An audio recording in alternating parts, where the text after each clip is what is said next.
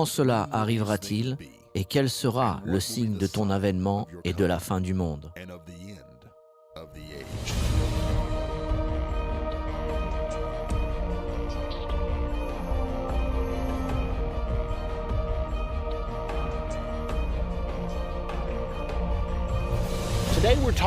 Aujourd'hui, nous allons parler de la seconde venue de Jésus-Christ sur cette terre.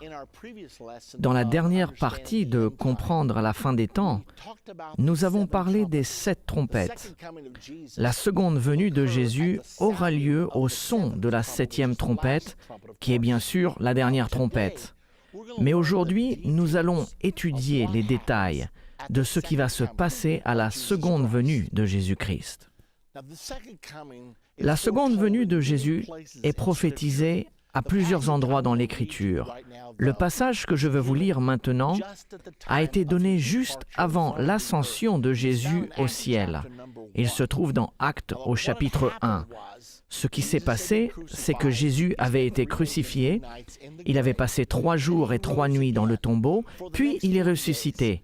Et au cours des 40 jours suivants, il s'est montré vivant à plusieurs personnes. Il est apparu à diverses personnes à des moments différents.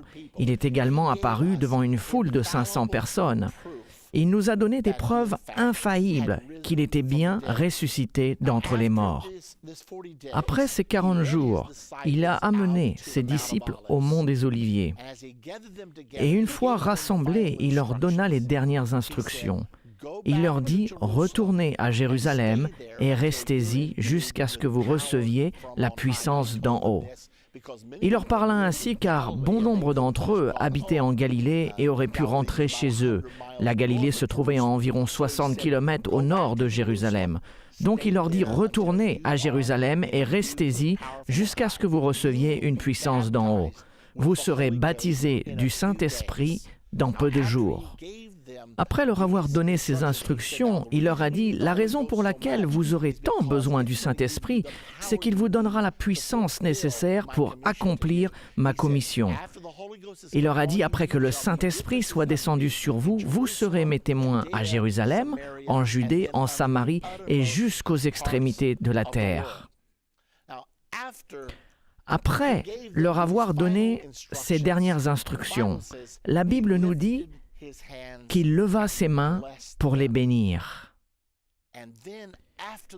Puis après cette bénédiction, soudainement ses pieds s'élevèrent du sol. Pouvez-vous imaginer la surprise que cela a créée alors qu'ils étaient en train de parler ensemble? Et voilà que ses pieds quittent le sol et ils commencent à s'élever. Ils essayent de comprendre ce qui se passait. Tous les yeux étaient fixés sur Jésus alors qu'il s'élevait. Et lorsqu'il atteignit le niveau des nuages, la Bible nous dit qu'une nuée le déroba à leurs yeux. Ils regardaient, espérant le voir de nouveau. Ils se demandèrent peut-être « reviendra-t-il » alors qu'ils étaient là à fixer le ciel. La Bible dit que 2 hommes vêtus de blanc leur apparurent. C'est dans Actes 1, au verset 9 à 11. Et ces 2 messagers de Dieu ont dit « Hommes galiléens, pourquoi vous arrêtez-vous à regarder au ciel ?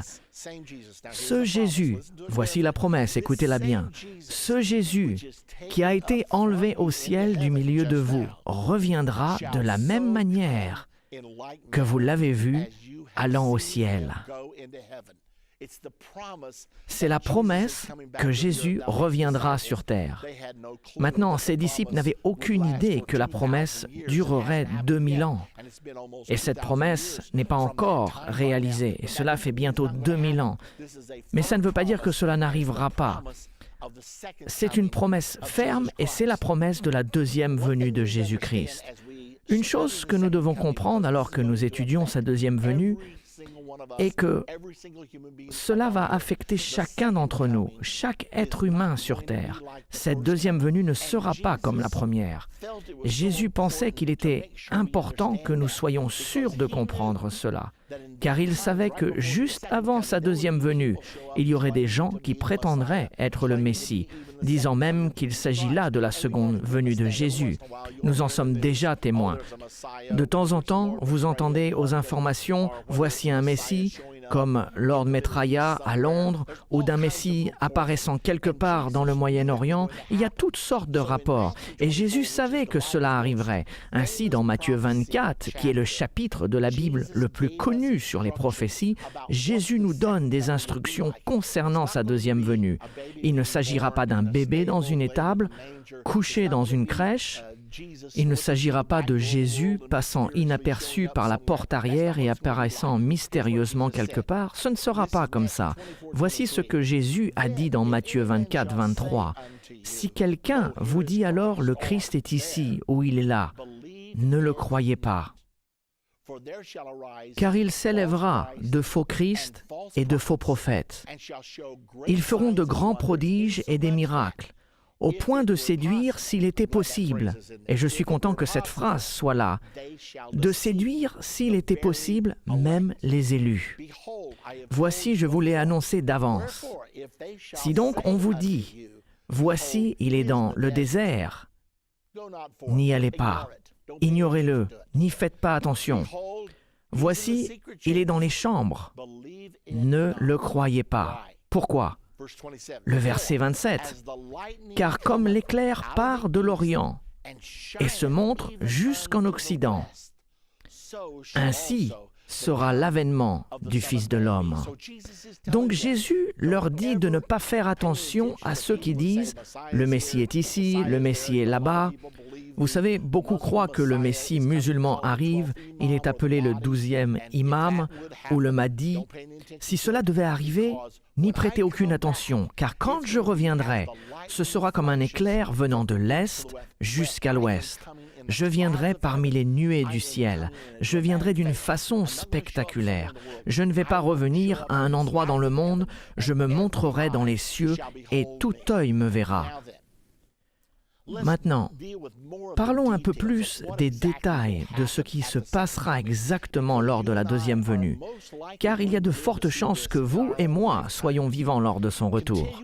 En continuant dans Matthieu 24, 29, Jésus a dit « Aussitôt après ces jours de détresse, le soleil s'obscurcira, la lune ne donnera plus sa lumière, les étoiles tomberont du ciel. » Et les puissances des cieux seront ébranlées.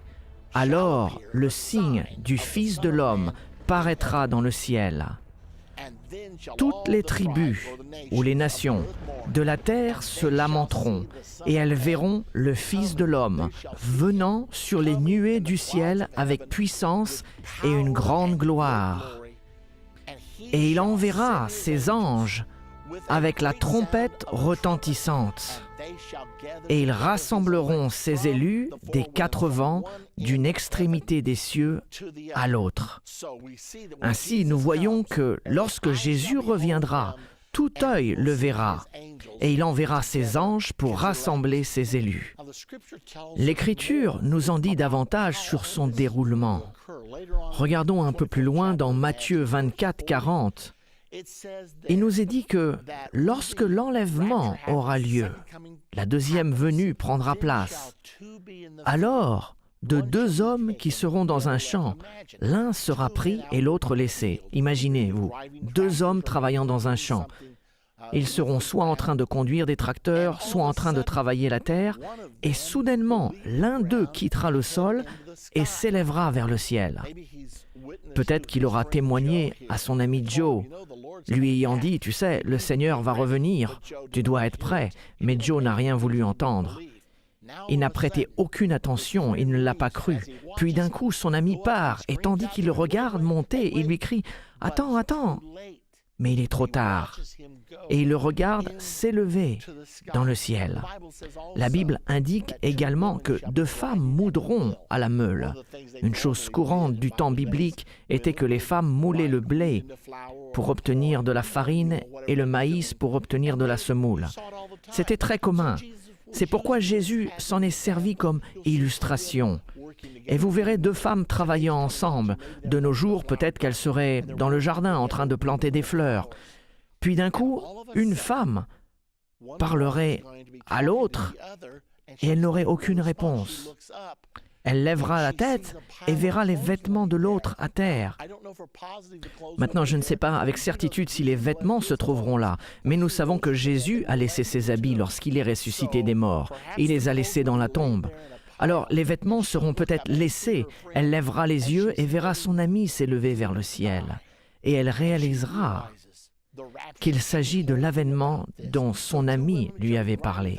Ainsi, deux femmes moudront à la meule, l'une sera prise, l'autre laissée. Et vous pouvez répéter ce scénario avec toutes les choses possibles qui se passent en ce moment dans le monde. Dans Luc 17, il est dit que deux personnes qui seront dans le même lit, l'une sera prise et l'autre laissée. Peut-être un mari et sa femme. Peut-être que le mari ne sert pas Dieu, mais l'épouse le fait. Le mari se réveillera à 3 heures du matin car quelque chose le tracasse. C'est comme si le lit avait bougé. Il étend donc son bras et elle n'est plus là. Il lève les yeux juste pour voir ses pieds disparaître au travers du plafond. Il comprend immédiatement, car elle lui avait parlé depuis si longtemps. Elle avait longtemps prié pour lui. Il sort en courant et la voit s'éloignant du toit et s'élever vers le ciel. Le ciel sera probablement illuminé par l'éclat de la deuxième venue de Jésus-Christ. Et il va peut-être crier « Reste, attends, aide-moi !» Trop tard. Ce sera comme ça. Ce sera merveilleux si vous êtes celui qui est pris, mais ce sera terrible si vous êtes celui qui est laissé. Essayons de comprendre à quoi ressemblera l'enlèvement, car il s'agit d'un événement qui va bientôt arriver. L'apôtre Paul nous enseigne au sujet de l'enlèvement dans 1 Thessaloniciens au chapitre 4 et au verset 13. « Nous ne voulons pas, frères, que vous soyez dans l'ignorance au sujet de ceux qui dorment. » Il parle de leur mort. Il était courant dans la Bible de se référer aux gens qui sont nés de nouveau et décédés comme étant endormis, car la croyance était si forte que la mort était temporaire qu'ils allaient ressusciter. Donc, au sujet de ceux qui dorment, afin que vous ne soyez pas affligés comme les autres qui n'ont point d'espérance. Car si nous croyons que Jésus est mort et qu'il est ressuscité, croyons aussi que Dieu ramènera par Jésus et avec lui ceux qui sont morts. Si nous croyons que Jésus est mort et qu'il est ressuscité, c'est donc l'évidence que nous, qui sommes morts en Jésus et qui avons reçu son Saint-Esprit, nous sortirons de la tombe comme il l'a fait. L'apôtre Paul essaie de nous enseigner au sujet de l'enlèvement. Il continue et dit au verset 15, « Voici en effet ce que nous vous déclarons d'après la parole du Seigneur. Nous les vivants, restés pour l'avènement du Seigneur, nous ne devancerons pas ceux qui sont morts. » Voici comment cela va se passer. Car le Seigneur lui-même a un signal donné à la voix d'un archange, au son de la trompette de Dieu. Pouvez-vous imaginer à quel point ce sera extraordinaire? Le Seigneur lui-même qui arrivera avec un cri de triomphe, la voix d'un archange et la trompette de Dieu. Et la suite nous dit, « Et les morts en Christ ressusciteront premièrement. » Ensuite, nous, les vivants qui serons restés, nous serons changés de mortels en immortels et nous serons tous ensemble enlevés avec eux sur des nuées à la rencontre du Seigneur dans les airs. Donc, tout comme Jésus a été enlevé, nous serons ainsi enlevés et serons à tout jamais avec le Seigneur. Ainsi, les chrétiens qui seront vivants sur la terre à l'heure de la deuxième venue. Une fois que les morts en Christ ressusciteront, nous monterons tous ensemble à la rencontre du Seigneur dans les airs. Il existe d'autres instructions données par l'apôtre Paul à ce sujet. Et il nous enseigne d'autres choses qui se produiront également. Je veux m'assurer que nous le comprenons bien, car aujourd'hui nous parlons de ce qui va arriver lors de son avènement. Dans 1 Corinthiens, au chapitre 15 et versets 51 à 54, Paul a dit « Voici, je vous dis un mystère, un secret. Nous ne mourrons pas tous. Il y aura des gens vivants sur terre au service de Jésus-Christ à l'heure de sa seconde venue. Nous ne mourrons pas tous, mais tous nous serons changés en un instant, en un clin d'œil, à la dernière trompette. Souvenez-vous que nous avons parlé de la 7e trompette. Eh bien, c'est de celle-ci que nous parlons maintenant. En un instant, en un clin d'œil, à la dernière trompette. Beaucoup ont enseigné que nous allons tout simplement disparaître à la dernière trompette. Mais ce n'est pas ce que la Bible nous dit. La Bible nous dit que nous serons changés en un instant, en un clin d'œil. Et elle continue en disant « Et la trompette sonnera, et les morts ressusciteront incorruptibles. » Cela veut dire qu'ils auront alors un corps immortel. Et nous, qui sommes vivants, nous serons changés. Puis Paul continue en disant « Car il faut que ce corps corruptible revête l'incorruptibilité, et que ce corps mortel revête l'immortalité. » Être mortel signifie être capable de mourir. Le terme latin morto signifie mourir. Ainsi, ce corps mortel qui peut mourir se revêtira de l'immortalité, un nouveau corps qui ne peut pas périr. Et alors s'accomplira la parole qui est écrite, « La mort a été engloutie dans la victoire ». Assurons-nous donc de comprendre comment tout cela va se passer. La dernière trompette sonnera et nos corps, si nous sommes toujours vivants, seront changés en un instant de mortels en immortels. Ensuite, nous serons enlevés. Nos pieds quitteront le sol de la même façon que les pieds de Jésus ont quitté le sol. Les morts en Christ seront ressuscités et nous serons enlevés ensemble pour rencontrer le Seigneur dans les airs. Et la Bible nous dit « La mort est engloutie dans la victoire ». Puis elle continue « Ô mort, où est ton aiguillon? Ô mort, où est ta victoire ?» Maintenant, dans le livre de l'Apocalypse, il y a plusieurs récits sur la seconde venue de Jésus-Christ. Le livre de l'Apocalypse n'est pas vraiment un livre de révélation, mais il s'agit plutôt de la révélation de Jésus-Christ. Le premier verset du chapitre 1 de l'Apocalypse nous dit « Révélation de Jésus-Christ, que Dieu lui a donné pour montrer à ses serviteurs les choses qui doivent arriver bientôt. » Le mot traduit par révélation est « apocalypsie » et il signifie « révéler ». Donc il s'agit bien de la révélation de Jésus-Christ au monde. Le livre entier de l'Apocalypse, 22 chapitres, est consacré à la dramatisation et au récit de la façon dont la deuxième venue se produira, car il s'agit du summum de toute l'histoire humaine. C'est le moment où Jésus-Christ viendra sur la terre pour détruire les trônes humains et établir le royaume de Dieu promis depuis si longtemps. Donc, le livre de l'Apocalypse décrit à plusieurs reprises son avènement sous différents angles. Nous allons maintenant examiner ces récits car il est intéressant de découvrir ce que Dieu a voulu que nous sachions. Il a consacré 22 chapitres afin de répéter à plusieurs reprises la merveilleuse révélation de Jésus-Christ lors de sa venue sur terre. Un des récits que nous voulons examiner se trouve dans le chapitre 6 de l'Apocalypse. Il s'agit du 6e sceau de la deuxième venue. Le verset 12 nous dit « Je regardais quand il ouvrit le 6e sceau. Il y eut un grand tremblement de terre. Le soleil devint noir comme un sac de crin. La lune entière devint comme du sang. Et les étoiles du ciel tombèrent sur la terre, comme les figues vertes d'un figuier secoué par un vent violent. » Maintenant, il y a 7 sceaux. Nous regardons le 6e sceau en ce moment, car il nous est dit ce qui va se passer quand il viendra. Un grand tremblement de terre, le soleil devient noir. Souvenez-vous de cela, car nous allons le relire dans un autre récit. La lune devient comme du sang, les étoiles du ciel tombent. Il continue en disant dans ce passage, « Le ciel se retira comme un livre qu'on roule, et toutes les montagnes et les îles furent remuées de leur place. » Nous parlons de cet événement dramatique et incroyable qui est la seconde venue de Jésus-Christ. Puis il continue en disant, « Les rois de la terre, les grands, les chefs militaires, les riches, les puissants, tous les esclaves et les hommes libres se cachèrent dans les cavernes et dans les rochers des montagnes.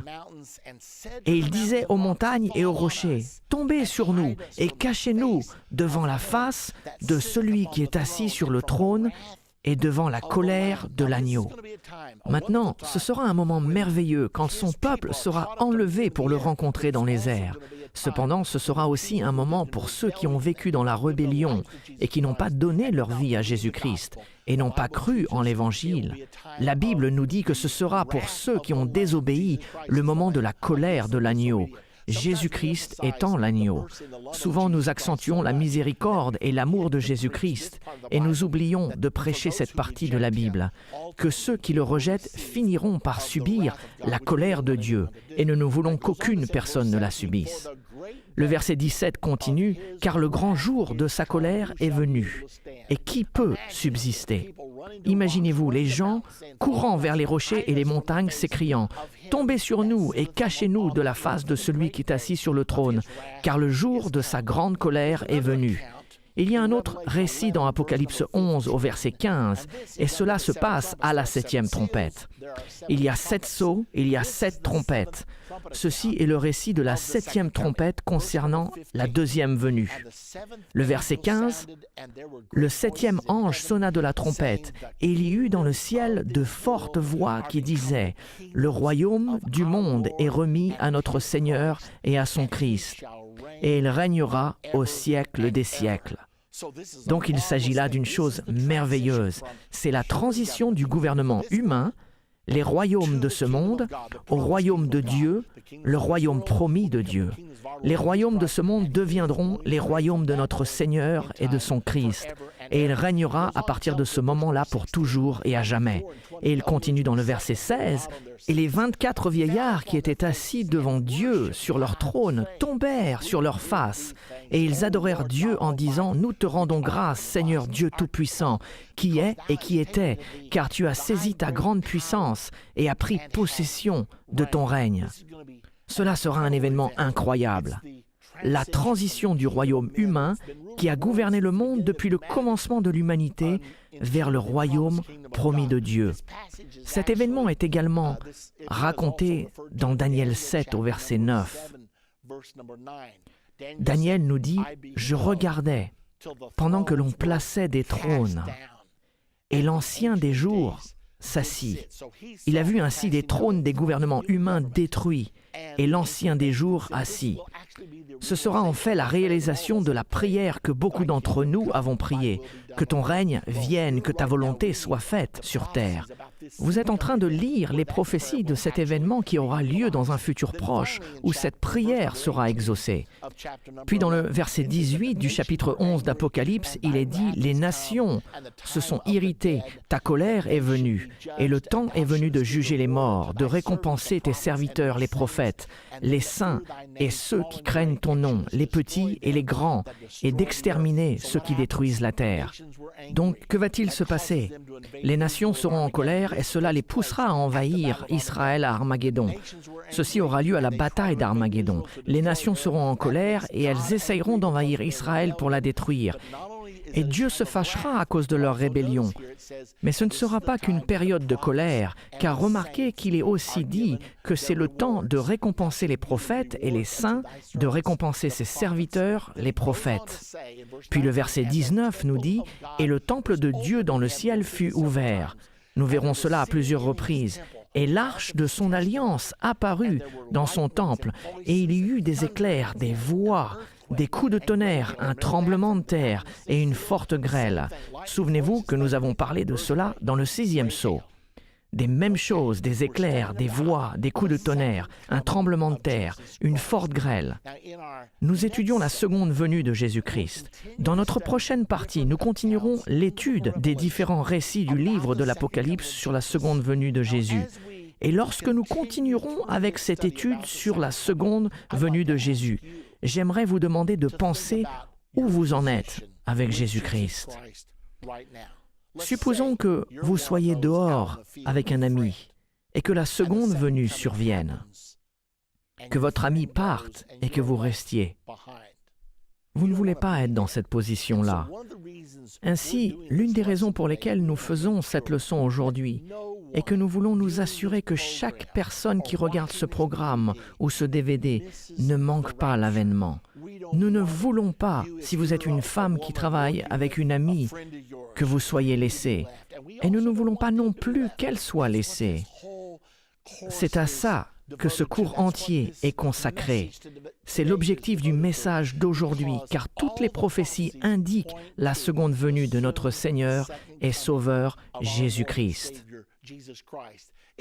La question n'est pas si cela arrivera, car cela va arriver. La seule question est quand? Et est-ce que vous et moi serons prêts?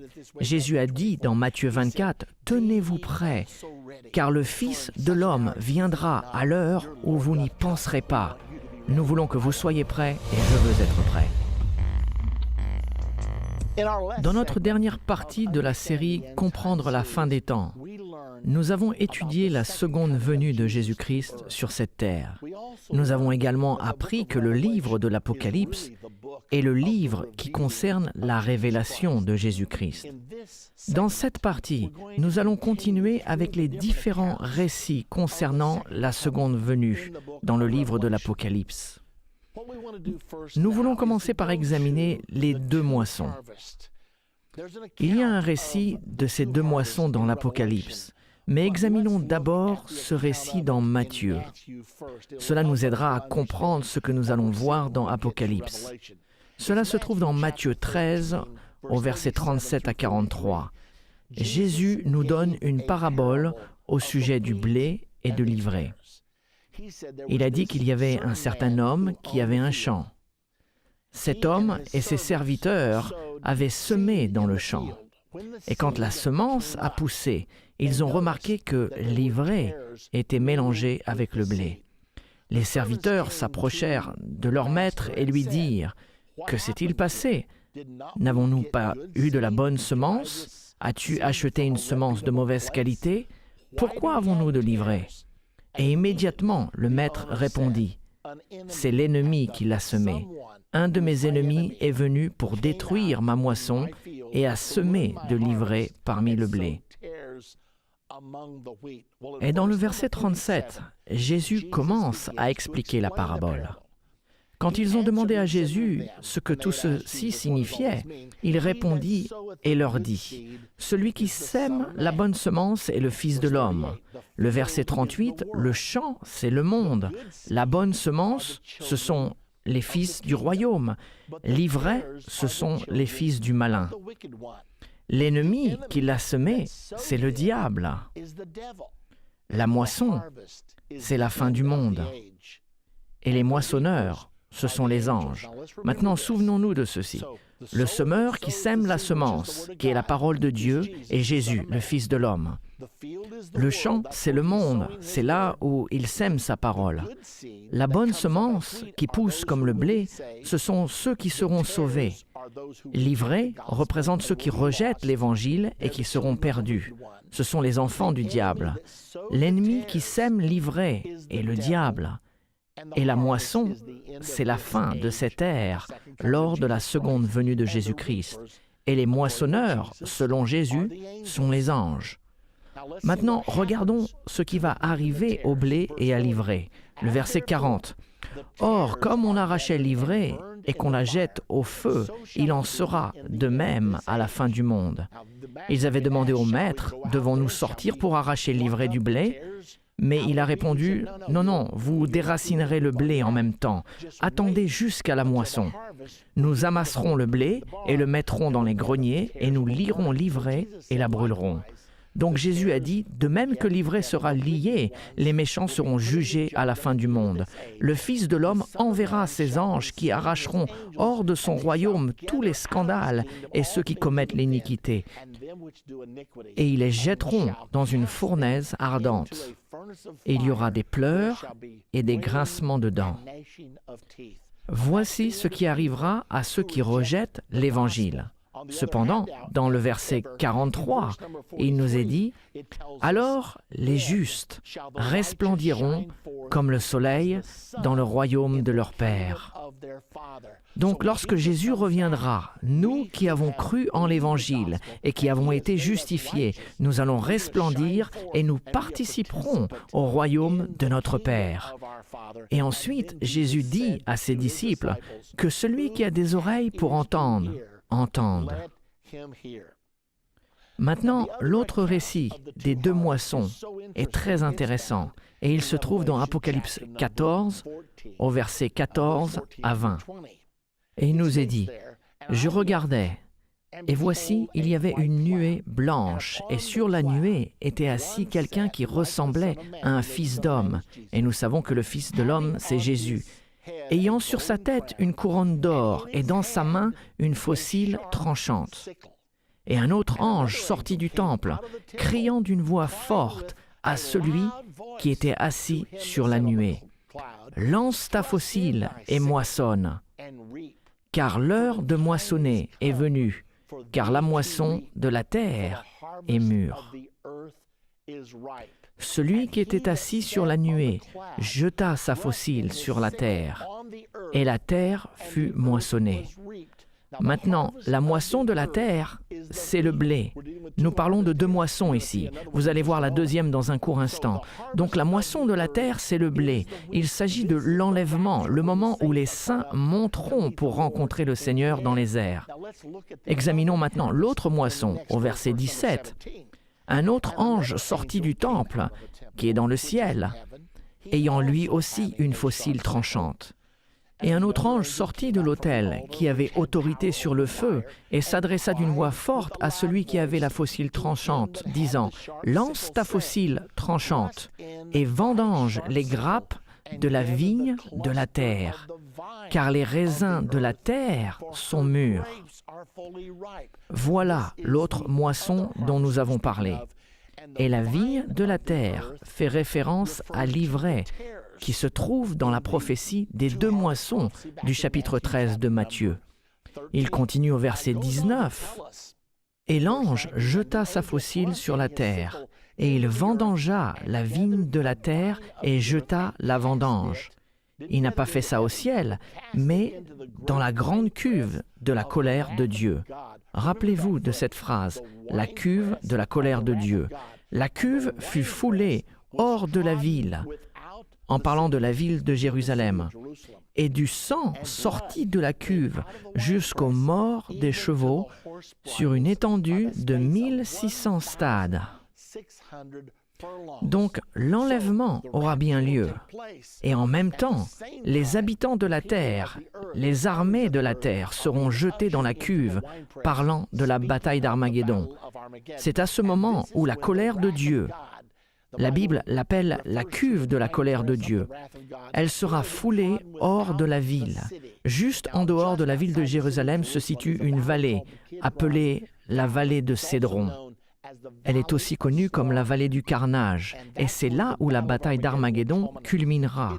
Elle commencera dans la plaine de Magiddo, qui se situe au nord d'Israël, puis l'armée israélienne reculera contre les armées du gouvernement mondial, descendant la vallée du Jourdain avant leur dernière confrontation dans la ville de Jérusalem. Cela fait environ 250 kilomètres. Remarquez dans ce passage, il est dit « le sang coulera sur une étendue de 1600 stades ». 1600 stades font environ 250 kilomètres. Si vous partez de Magiddo, dans le nord, puis passez par la vallée du Jourdain jusqu'à Jérusalem, cela fait une distance d'environ 250 kilomètres. Il s'agit de la prophétie de la bataille d'Armageddon, le moment où Jésus-Christ reviendra sur terre à la bataille d'Armageddon. Maintenant, continuons à examiner ce sujet, car il est dit au verset 6, « Et j'entendis comme une voix d'une foule nombreuse. » Nous sommes donc passés à Apocalypse 19. Nous avons vu les deux moissons. Nous avons vu la moisson du blé et de l'ivraie dans le chapitre 13 de Matthieu, et dans le chapitre 14 d'Apocalypse, nous avons vu un autre récit des deux moissons. Maintenant, nous allons au récit le plus remarquable que nous ayons sur la seconde venue de Jésus-Christ dans Apocalypse 19, au verset 6 à 20. Le verset 6. Et j'entendis comme la voix d'une foule nombreuse, comme un bruit de grosses eaux et comme un bruit de fort tonnerre. Nous revoyons ici ces choses, plusieurs voix, le bruit de grosses eaux, des coups de tonnerre. Nous revoyons ces choses à chaque fois qu'il s'agit d'un récit de la seconde venue. Et ces voix disant « Alléluia » car le Seigneur, notre Dieu Tout-Puissant, est entré dans son règne. Réjouissons-nous, soyons dans l'allégresse et donnons-lui gloire. Car les noces de l'agneau sont venues, son épouse s'est préparée. Vous savez que dans l'Écriture, l'Église représente l'épouse de Jésus-Christ. Et la Bible enseigne que lorsque Jésus-Christ reviendra, nous serons enlevés pour le rencontrer dans les airs. Et les noces seront consommées, nous serons unis et nous serons avec le Seigneur pour toujours. Et lorsqu'il reviendra pour établir son royaume, afin de régner comme roi des rois, l'Église, son épouse, régnera avec lui en tant que reine des reines. La Bible nous dit que nous gouvernerons et régnerons avec lui comme roi et sacrificateur. C'est dans Apocalypse 5 au verset 10. Ainsi, tout le scénario est dépeint ici. Ce moment merveilleux, les noces de l'agneau et de son épouse qui s'est préparée. Souvenez-vous, il y a la voix d'une grande foule, des coups de tonnerre et l'épouse de l'agneau qui s'est préparée. Continuons avec le verset 8.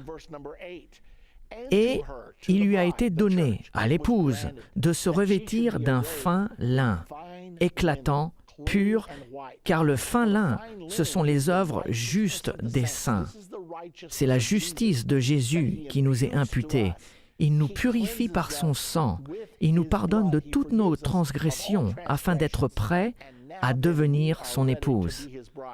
Et l'ange me dit, « Écris, heureux ceux qui sont appelés au festin des noces de l'agneau. » Nous sommes donc appelés, mais serons-nous choisis pour participer? Aujourd'hui, le message est répandu. Jésus-Christ, ce n'est pas sa volonté que quiconque périsse, mais que tous se repentent. Mais la question est, est-ce que je répondrai à cet appel et ferai le nécessaire pour faire partie de l'épouse de Jésus-Christ? Maintenant, le verset 11 continue. Et c'est Jean qui l'écrit, et il dit « Je vis le ciel ouvert ». Nous avons déjà entendu cela auparavant, n'est-ce pas, dans d'autres récits de la seconde venue. « Et je vis le ciel ouvert, et voici parut un cheval blanc. Celui qui le montait s'appelait Fidèle et Véritable. » Mesdames et messieurs, pouvez-vous imaginer à quel point ce sera spectaculaire? Les cieux vont s'ouvrir, et il sera là, resplendissant, assis sur un cheval blanc. Et il s'appelle Fidèle et Véritable, parlant de Jésus-Christ. Et il juge et combat avec justice. Il viendra pour juger l'iniquité et pour faire la guerre contre ceux qui ont vécu dans la rébellion et qui ont rejeté sa souveraineté en tant que créateur de toutes choses. Ses yeux étaient comme une flamme de feu. Sur sa tête étaient plusieurs diadèmes. Il avait un nom écrit que personne ne connaît si ce n'est lui-même. Alors qu'est-ce que cela veut dire? Que Jésus est fidèle et véritable, qu'il viendra pour juger et combattre les impies à Armageddon. Voici la raison de la bataille d'Armageddon. Je vais vous jeter dans la cuve de la colère de Dieu. Et en même temps, il y a plusieurs diadèmes sur sa tête. Un autre passage nous dit que nous jetterons nos couronnes à ses pieds. Peut-être que cela veut dire que toutes ces couronnes étaient les nôtres, mais que nous ne pensions pas en être dignes et qu'il est celui qui mérite tout. Il y a plusieurs diadèmes sur sa tête. Puis il continue dans le verset 13. Et il était revêtu d'un vêtement teint de sang. Son nom est la parole de Dieu. Pourquoi son nom est-il appelé la parole de Dieu? Car si nous retournons dans Jean 1, au verset 1, il est dit « Au commencement était la parole, et la parole était avec Dieu, et la parole était Dieu. » Puis il continue au verset 14, « Et la parole a été faite chair, et elle a habité parmi nous, pleine de grâce et de vérité. et nous avons contemplé sa gloire, une gloire comme la gloire du Fils unique venu du Père. Ainsi nous voyons que son nom était la parole de Dieu, c'est Dieu manifesté en chair. La parole a été faite chair et a habité parmi nous. Ainsi quand Jésus reviendra, il est normal qu'il soit appelé la parole de Dieu. Apocalypse 19 au verset 14 nous dit « Les armées qui sont dans le ciel le suivaient sur des chevaux blancs revêtus d'un fin lin blanc et pur. » De qui s'agit-il? Ceci fait allusion à nous, l'Église, qui avons été enlevés pour le rencontrer dans les airs. Dès lors, nous descendrons avec lui pour la bataille d'Armageddon. Et la Bible nous dit que nous viendrons avec lui sur le mont des Oliviers et serons avec lui pendant qu'il anéantit les armées de l'Antichrist. Et ainsi, nous le couronnerons roi des rois et seigneur des seigneurs. Le verset 15 continue en nous disant davantage sur la venue spectaculaire de Jésus-Christ. De sa bouche sortait une épée aiguë pour frapper les nations. Mesdames et messieurs, si nous ne faisons pas attention, nous allons essayer de changer l'Écriture. Dieu est en colère avec les nations. Dieu est en colère avec le mal auquel les gens se sont adonnés. Nous avons pris la Bible en disant « Je sais que la Bible dit ceci, mais je ne le crois pas ». Nous avons violé l'Écriture. Que nous parlions de l'avortement ou de l'immoralité, ou de tout autre sujet, la Bible dit que quand Jésus reviendra, il frappera les nations. Mais si vous êtes pris pour le rencontrer lors de l'enlèvement, vous ne serez pas affectés, car vous aurez revêtu votre corps immortel et vous serez du côté du Seigneur. Il les pètera avec une verge de fer. Lors du royaume de Dieu, il ne tolérera aucune contestation, car les voies de l'homme ont causé la guerre, les afflictions, les maladies, tous les maux de l'humanité. C'est arrivé ainsi car l'humanité n'a fait qu'à sa façon, et maintenant Jésus va enseigner au monde comment vivre en paix. La Bible dit « Il foulera la cuve du vin de l'ardente colère du Dieu Tout-Puissant ». Remarquez qu'il fait encore référence à la cuve. Nous lisons cela dans Apocalypse 19. Cette même cuve est aussi mentionnée dans la deuxième moisson, dans le chapitre 14. Il s'agit du même événement. Le même événement dans le chapitre 6, chapitre 11, chapitre 14, et nous voici dans le chapitre 19. Et il, Jésus-Christ, avait sur son vêtement et sur sa cuisse un nom écrit « Roi des rois, Seigneur des seigneurs ». Car c'est ce qu'il est. Il gouvernera les nations avec une verge de fer. Il continue au verset 17 en nous indiquant davantage sur ce qui va se passer lors de sa venue. « Et je vis un ange qui se tenait dans le soleil. » Tout ceci semble spectaculaire, car c'est un événement spectaculaire. C'est l'événement le plus spectaculaire depuis le commencement du monde. Il cria d'une voix forte, disant à tous les oiseaux qui volaient au milieu du ciel, « Venez, rassemblez-vous pour le grand festin de Dieu. » Il parle ainsi aux oiseaux ici, afin de manger la chair des rois, la chair des chefs militaires, la chair des puissants, la chair des chevaux et de ceux qui les montent, la chair de tous, libres et esclaves, petits et grands. Maintenant, regardons cela avec les yeux de Dieu. Ceci nous donne un aperçu de ce que Dieu pense concernant ce qui se passe dans notre monde aujourd'hui. Nous avons des guerres et des bruits de guerre, des hommes tuant d'autres hommes, des femmes tuant d'autres femmes. C'est horrible ce qui se passe dans notre monde actuel. La parodie ultime sera au moment où les nations du monde, sous la bannière de l'ONU, s'opposeront à Israël, tentant de la forcer à se soumettre au système du gouvernement mondial. Ceci va mettre Dieu tellement en colère qu'il dira « Vous, tous les oiseaux des champs et du ciel, venez, rassemblez-vous, car je vais vous servir un grand festin. » C'est un peu sanglant de penser ainsi, mais c'est ce qui va se passer. Dieu est si en colère avec les nations qu'il dira « Vous allez manger la chair des rois, des chefs militaires, des puissants, de tous les hommes libres et esclaves, petits et grands. » Puis au verset 19, Jean nous dit « Et je vis la bête. » De quoi s'agit-il? La bête, dans le livre de l'Apocalypse, correspond à l'Antichrist, le dirigeant mondial. Il sera l'homme politique le plus important de son époque. Il dirigera le gouvernement mondial qui est en train de se former au travers du processus de la mondialisation. Et je vis la bête, les rois de la terre, ceux qui supporteront la bête, et leur armée rassemblée pour faire la guerre à celui qui était assis sur le cheval, à Jésus-Christ et à son armée, son Église immortelle. Le verset 20.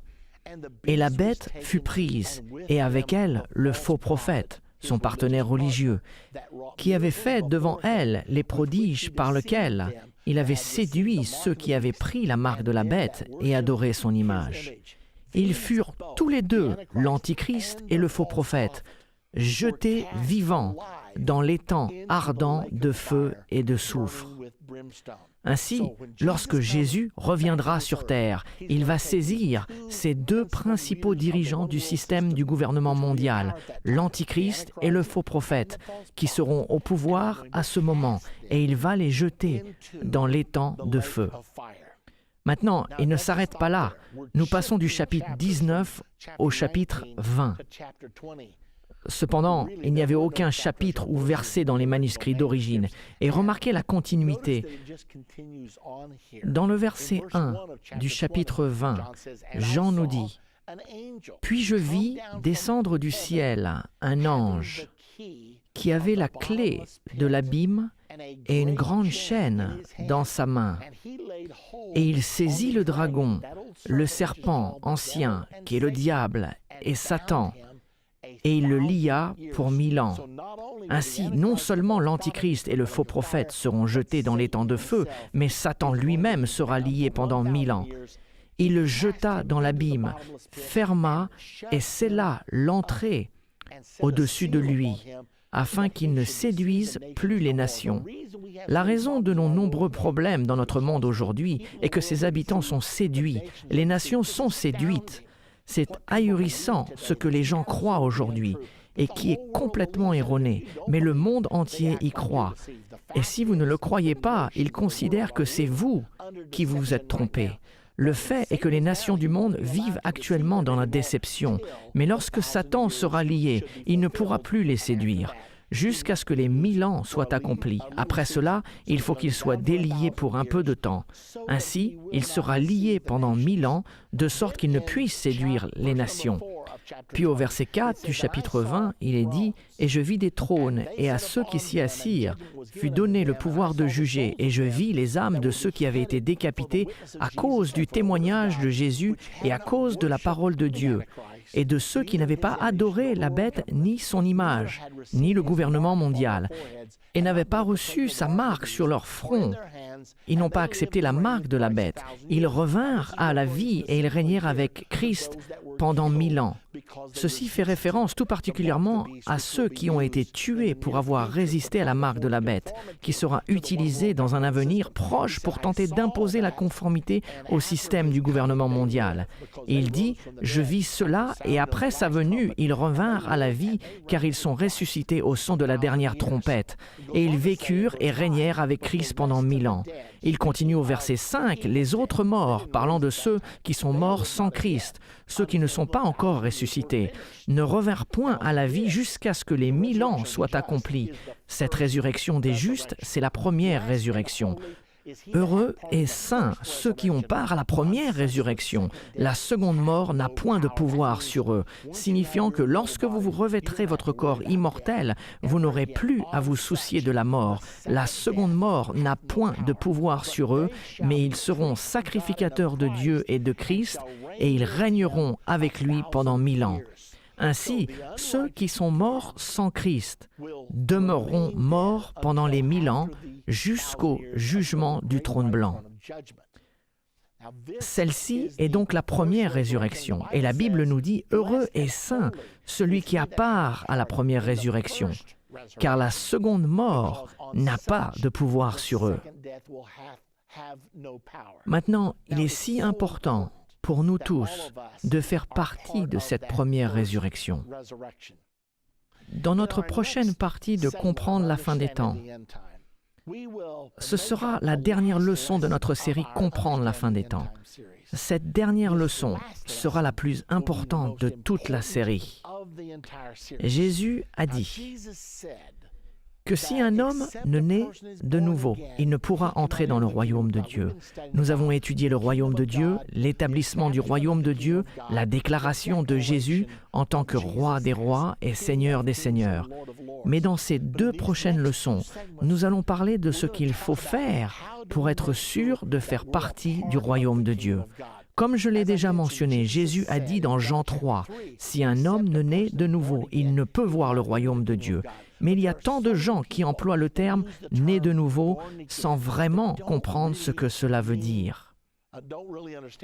Ainsi, dans notre prochaine leçon, nous allons expliquer la signification d'être né de nouveau et nous allons apprendre également comment sera le règne de 1000 ans de Jésus-Christ sur terre. Pas une seule guerre pendant 1000 ans. Le loup et l'agneau s'allongeront côte à côte. Les enfants joueront au-dessus du trou de la vipère et elle ne leur fera point de mal. Il y aura la paix sur la terre, de la bienveillance envers les hommes. Ce sera un temps merveilleux. Et nous allons apprendre les principes qui seront promulgués pour nous permettre de vivre dans la paix pendant 1000 ans. Par conséquent, ne manquez pas ces 2 dernières leçons, car elles sont importantes. Nous apprendrons ce qu'est vraiment le royaume de Dieu.